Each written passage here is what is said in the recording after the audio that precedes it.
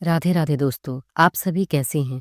राधा रानी की कृपा से आप सभी स्वस्थ रहें। दोस्तों, अगर आपके ऊपर भगवान का हाथ अर्थात भगवान का साथ है, तो आपसे किस्मत वाला और कोई भी नहीं, क्योंकि जिसके साथ स्वयं भगवान होते हैं, उनका कभी भी अहित नहीं हो सकता।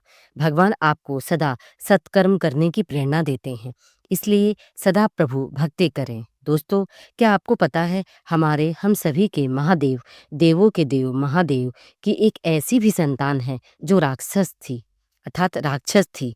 उसका जन्म तो महादेव और माता पार्वती से हुआ था, लेकिन उसकी परवरिश, उसकी सोच राक्षस जैसा था। वो स्वयं भी राक्षस था। आज हम उसी राक्षस की बात करेंगे, अर्थात महादेव और माता पार्वती की संतान जो राक्षस हो गई थी, उसकी कथा सुनाऊंगी। दोस्तों, बात तब की है जब महादेव और माता पार्वती भ्रमण के लिए कैलाश से दूर कहीं मनमोहक स्थान पर गए थे और भ्रमण कर रहे थे। तब खेल ही खेल में माता पार्वती ने भगवान शिव की आंखें बंद कर दी। जैसे ही माता पार्वती भगवान शिव की आंखें बंद की, वैसे ही सारे ब्रह्मांड में अंधेरा छा गया।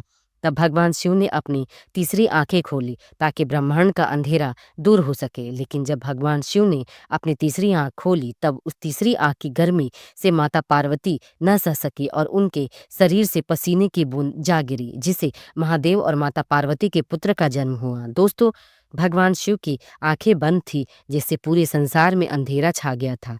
इसलिए माता पार्वती और भगवान शिव की संतान अंधा पैदा हुआ, इसलिए उस संतान का नाम अंधक रखा गया। वो संतान अंधा होने के साथ भी कुरूप भी था। उस समय हिरण्याक्ष नए पुत्र की प्राप्ति के लिए भगवान शिव की आराधना कर रहा था। उस हिरण्याक्ष की आराधना से भगवान शिव प्रसन्न हुए और उसे अपना पुत्र अंधक दे दिया। उस अंधक का पालन पोषण दैत्यों अर्थात राक्षसों के बीच हुआ। अंधक भगवान शिव की तीसरी नेत्र खोलने की वजह से जन्म हुआ था, इसलिए वो अत्यधिक क्रोधी प्रवृत्ति का था और शिव की आंखें बंद होने की वजह से वो अंधा के साथ कुरूप भी था। दोस्तों, कुरूप होना गलत नहीं है, लेकिन गलत सोच रखना बहुत बुरी बात है, जिसका प्रभाव गलत ही होता है। वैसे ही अंधक कुरूप और अंधा होने के साथ क्रोधी और अत्याचारी भी था। वो सभी के साथ दुर्व्यवहार करता था। अंधक बेहद ताकतवर और पराक्रमी था, लेकिन इसी के साथ वो शक्तिशाली हो पूरे संसार की को अपने अधीन बनाना चाहता था। इसलिए उसने ब्रह्मा जी की कठोर तपस्या की थी।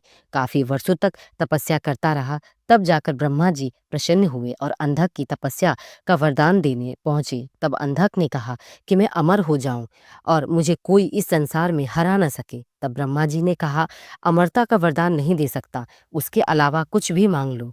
तब अंधक ने कहा, मेरा अंत तभी हो जब मैं अपनी माता पर बुरी नजर डालूं। तब ब्रह्मा जी ने कहा, तथास्तु कहकर वो वहां से चले गए। अंधक अपने जैविक माता पिता के विषय में पूरी तरह से भूल चुका था। अब वो बेहद शक्तिशाली हो गया था। उसने तीनों लोकों का राजा बन बैठा। उसने अब उसके मन में विवाह करने की लालसा जागी। तब उसने सोचा, मैं तीनों लोकों का राजा हूँ, मुझे इस संसार की सबसे सुंदर स्त्री से विवाह करना चाहिए। ऐसा सोच उसने अपने सैनिकों को स्त्री का पता लगाने के लिए भेजा। तब अंधक को पता चला कि पूरे संसार में सबसे सुंदर स्त्री माता पार्वती हैं। तब वो माता पार्वती के पास पहुंचा और अपने विवाह का प्रस्ताव दिया। यह सुनते माता पार्वती क्रोध में आ गई और उसके प्रस्ताव को ठुकरा दिया। तब अंधक माता को जबरन उठाकर ले जाने का प्रयास किया। तब माता की पुकार सुन भगवान शिव वहां प्रकट हुए और अंधक को बताया कि माता पार्वती ही उसकी माता है और वो अपनी माता के बारे में ऐसा विचार रखता है।